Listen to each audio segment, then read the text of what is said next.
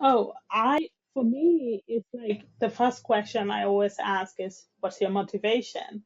Infection prevention is such a unique field. It's not like anything in healthcare, and it can be lonely, especially if you're like the sole IP at the facility. You're the only one who thinks the way that you think, and that does not come easy. So it's like you either have to have a strong passion for this work or you're not going to survive.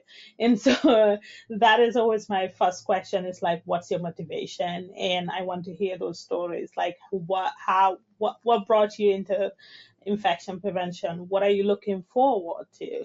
Where do you see yourself in 5, 10 years from now, understanding that the field, while it's very important, I like to say that infection prevention is the most important field in healthcare. I know nurses would want to nurses will want to slap me if I say that, but it's a very important field. We're the only discipline that touches everything in the healthcare system, and so for me, it's like you kind of you need to have the drive and the passion, but you also need to understand that up until the pandemic, a lot of IPs kind of like the role fell on their laps, or they were just tired of the clinical and wanted like an 8 to 5 job and somewhere to retire. And that's how they ended up in infection prevention. That's no longer the yardstick.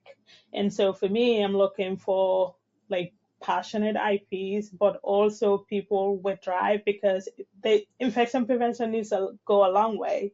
And so I'm looking to this new generation to take it where it needs to be. And that is kind of that's the person I'm looking for. Like, what are you bringing in, but what are you hoping to get from this field, as well as where are you planning to take the infection prevention?